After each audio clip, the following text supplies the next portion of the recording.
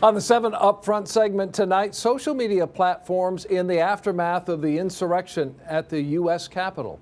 Joining me now is Professor Libby Hemphill of the University of Michigan. She is Associate Professor of Information and Associate Director of the Center for Social Media Responsibility. Dr. Hemphill, thank you for being here. Thank you for having me, Dave. Let's start with the action Twitter, Facebook, Google, Amazon, others have taken to suspend specifically President Trump's social media accounts. Was it the right thing to do in light of the assault on the Capitol? I do think it was the right thing to do. We recognize that there are groups on social media who think that they are taking their instructions to protest and to riot directly from the president. And so silencing him in those channels was an important step for public safety.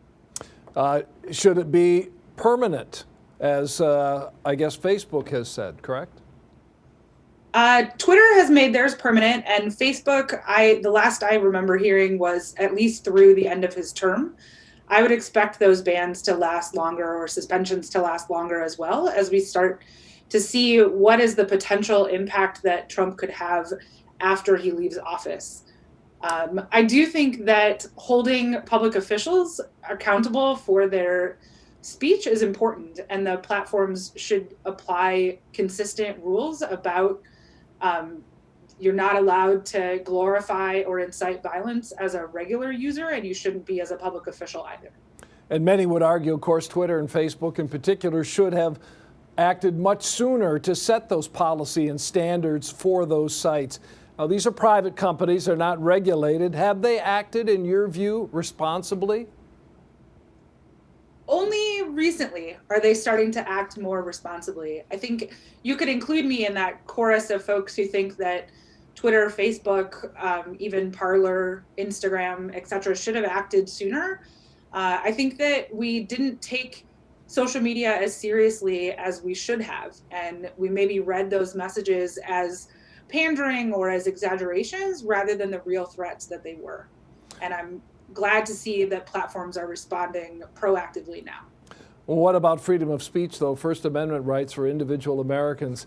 Alan Dershowitz, for instance, says it's under attack from the left right now as a result of these crackdowns.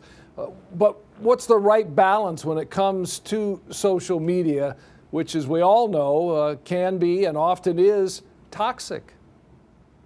Yes, I think it's important to remember that the Constitution doesn't govern the platforms, their terms of service do. And they suspended the president and QAnon conspiracy theorists and other violators of their terms because they broke the rules, namely that they incited and glorified violence. And I think that considering this as a free speech action is not the right framing for thinking about how people ought to interact with one another online. And instead to be thinking about who sets those rules. And right now it's the platforms. And if we want someone else to set rules or we want different rules, then we need to change the way that users and platforms interact with each other. So the question is, can we put that genie back in the bottle? Does a Biden administration, for instance, look at the tech giants differently than maybe the Trump administration did? I think that will be something interesting to watch in the 117th Congress and in the new Biden administration. Is do the federal authorities want a different set of rules and a different relationship with online platforms than we've seen in the past? And I'll be interested to see whether there are any changes to the laws governing social media platforms or the rhetoric around who has rights to speak and when. To be continued for sure. Very fascinating topic, especially in light of the tragic events that took place at the U.S. Capitol. Professor Hemphill, we thank you for joining us tonight, and we'll look forward to speaking further in the future. Thanks again for having me. Take care. Thank you.